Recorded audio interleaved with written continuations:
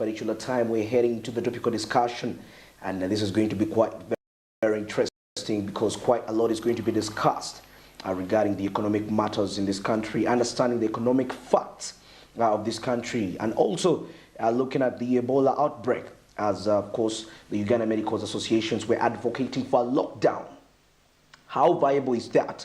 Of course, looking at how the country was largely affected by the COVID-19 pandemic, and these are the effects that we are still trying to overcome as a nation. But then here comes a suggestion of another lockdown. What is the potential it has on the nation's economy at such a very critical stage? All right, and with me on set, of course, he's a gentleman. He's the guild president of Cavendish University, an economist and a doctor at the same time, and he's going to be giving us much more insight regarding these matters as we shall be using this information to make the right decisions and also judge what is the way forward regarding that. Mr. Barnabas, yes, President. Nice to have you on set. Make a further introduction of yourself to the viewers. I'm humbled. Good morning, viewers. Welcome back from my holiday of 2 days. Yeah. One, I first empathize with all those who got challenges in life. Yeah. Many of our people lost some beloved ones, and also I congratulate and celebrate with whoever clinched any victory in the past days. Here before you is Barnabas Sekau, the Guild President of Cavendish University, a Medical Clinical Officer, Councillor of Namugongo, Jandakira Municipality, and the Youth Chairman of that same area. I'm humbled to be here. All right. Thank you so much for that, and thank you for coming through. And you know, quite a lot is going on in this country. Sure. And Ugandans are thinking, what's going on? Now, currently, we see that the fuel prices actually going lately, and the commodity prices are not changing. You know, and this is something that we thought probably when we see this. Personally, whenever I could see that the fuel is reducing, even though by 100 shilling, I get hope. Yeah. I'm like, okay, we have better days ahead. Yeah. But the days are getting worse. Well, sure is it doom coming the way of the nation? Now, what are those facts we need to understand about this country's economy, determining that? One, we have a hand-to-mouth economy in this country. Okay. Many people eat what they have earned. Okay. Two, another fact about our economy is that our GDP has increased, and as of now it's $34.00 US dollars in billions, but yet the public debt is 40% on this GDP. Yeah. This one is a lot. It means that at least every Ugandan has to pay $1 million and above. Also a fact is that we estimate our economic growth by this year to be 3.7 from the other year's economic increase, which was around 2.1. So this 2022 being 3.7, next year to be around 5.1. Okay. But also another fact which you can't go out of it, where you have to encircle, is about the rising commodities. The prices are just going high. They are just shooting high. And we need to get our strategies on board such that we move things right. Those are some of a few facts about our economy. We still a young country, not yet in the middle income status. You had the World Bank. Definitely. Yes, we need to get all ways such that we get the economy out of the dangers. Okay. Yeah. Now, talking about, you've told us about the facts of this country's economy. So what picture can you shed for Ugandan out there to understand why the fuel prices are reducing, but commodity prices are still going up? Look, in Uganda, one thing we left out was the agricultural zoning. The other time back, we used it to know that this area produces this. Yes. But it's no longer there. Now, we just import True. Even we were a country known as a backbone in agriculture. Yeah. And at times we've insisted on importing some commodities out. That comes with a cost. In return, that has to rise up to what? The price. So you see, commodities as of now, even if things are not free, I can tell you a kilogram of sugar is at 6,000. 6,000. Okay. And a bowl of soap is around 8,000. Yeah, true. How can a normal Ugandan sustain in this economic crisis? So we're seeing, yes, fuel is coming down, but commodity, day-to-day commodity prices are going high. Reason is we left out the agriculture zoning. Another reason is some things we use in the processing of some commodities here that are just brought from outside the country. So you see that the ingredients we use being brought from outside the country, that comes with the tax. And we need really to solve that and have all strategies on that. Okay. Yeah, sure. Well, that is something very interesting. But then, how do we examine a stage whereby even sugar, some of it is manufactured within this country? We're talking about rice, but still we're seeing rising prices of those commodities. This call is about agriculture zoning. You see, in eastern Uganda, that is Busoga, fellow Ugandans there are known to grow a lot of sugar canes. But what happens? There is a lot of exploitation. There is a lot on a farmer and video basis. So we need to put all the strategies. Our government needs to put all the strategies to see how agriculture zoning can come in line. That if this side is growing this, how are we putting strategies to see that taxes on that commodity from there are a bit lower, such that on the general map, everything is in line. Okay, well, that is very, very interesting. Well, now, recently, I think it's coming to a month or 2 months, the Minister of Finance, that's Machiaka Saija, came up and made a statement that Uganda's economy has a strong resilience regarding that. So, how confident is that statement? Or, in your perspective, what do you think he was thinking when he made that statement? Still, I don't wonder much because our Honorable Minister once said that we're almost in the middle income status, which was denied by the World Bank. Okay. And he once stated that our economy is projecting a trajectory in the economic status of our country. But I've told you, the GDP is at 34. 34, yeah. And we're having a public debt of almost 40% on that GDP. That means that our economy is what? Sinking. It's not like this, though it's just depleting. Sure. That's how I can quote and have a remark. A remark on that. To our Honorable Minister's statements. Okay, then what can drive, apart from agriculture zoning, because you talked about that, and we see that challenges, majority of the farmers that are facing down there deep down in the villages regarding that. So, what do you think within the farming, within the agriculture sector? What is that aspect? What is that point that government should focus on? What is that commodity that we have competitive advantage on? That if we focus on that, we can actually prosper. One, let me start with what can government do. Perfect. Let us think of a way of reducing on the taxes of some ingredients that are used in farming. For example, fertilizers. Why would you really sell fertilizers at a very high cost? Yet a farmer cannot afford this fertilizer which he or she is going to use in the garden. Let the government try in any way possible to reduce the taxes of the fertilizers and other ingredients that are used in day-to-day farming. That will boost many, many, many products from the farming sector. Yes, I think doing that, we can move the farming sector good, But also the farming products, Uganda is known to be a country of coffee. If we prioritize the coffee farming, I can tell you, our economy... We have a future. Sure, we're having a future ahead. Yes. Okay.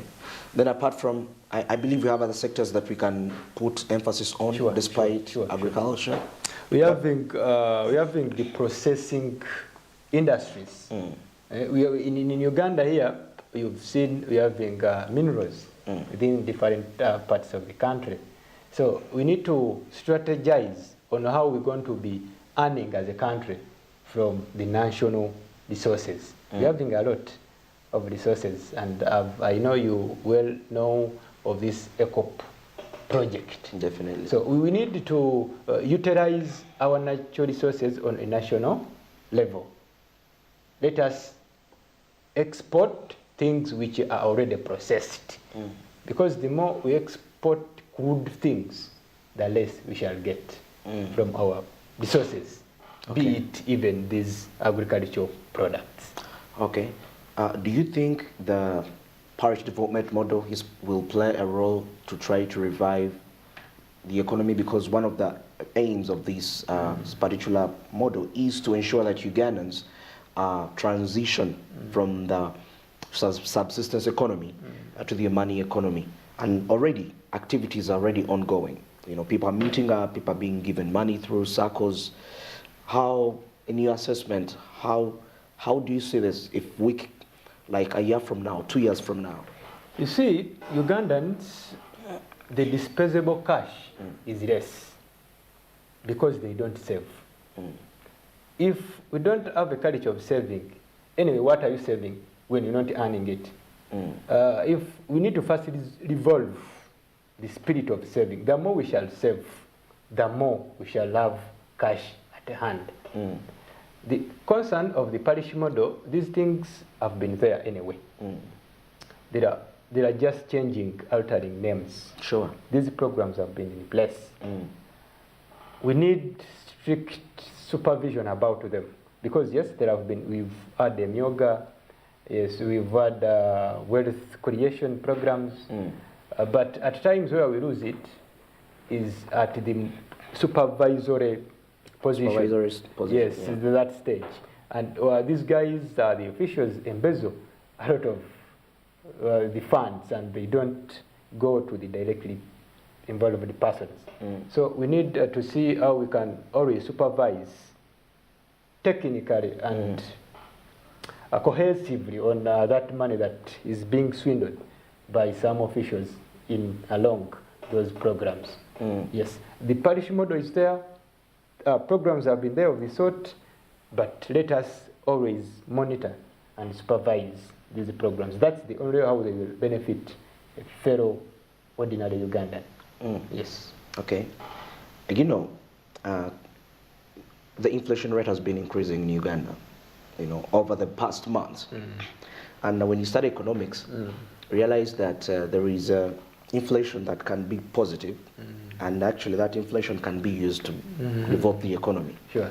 So how, with the current rate still, how would you advise government to use this inflation to turn out for the good of this country? Wow.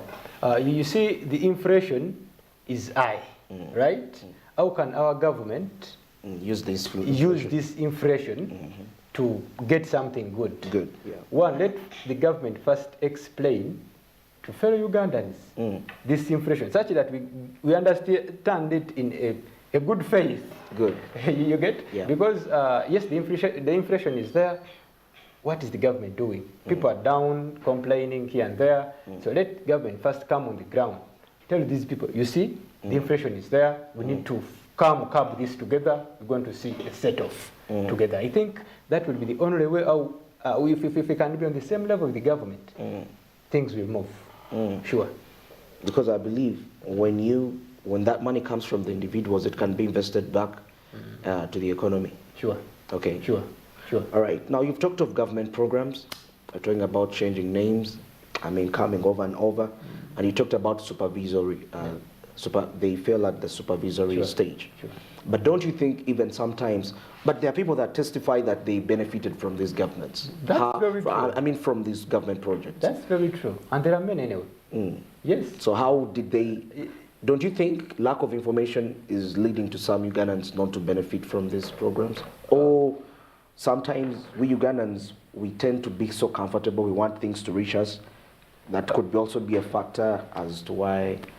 Not to that, let me first straighten this. You know, if you get a teaspoonful of sugar and you add it in a whole lake, that lake won't be sugary. Of course. Yes, people have benefited from these programs, but we've seen politics into these useful programs. That has killed everything. I can tell you, if you bring a project of national value, in my opinion, I don't think we would involve politics anyway, because the more you involve politics, the more division. So the government has to rethink, not to use these programs as campaigning strategies. Yes. Okay. In that opinion, we shall have a well-balanced benefit of all. Okay. Sure. Very interesting.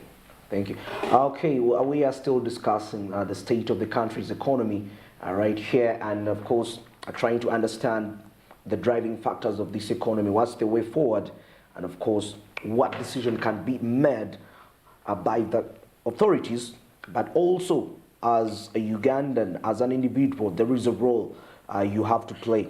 Now, that is also very important. Sometimes we put everything to government, but now let's talk, what should the individuals do at such a time? Because it's a collaborative effort. Wonderful. Yeah. You know, we always define a government as an organization of the people, for the people, and by the people. Exactly. So surely, always people blame government, unknowingly, because we are the government anyway.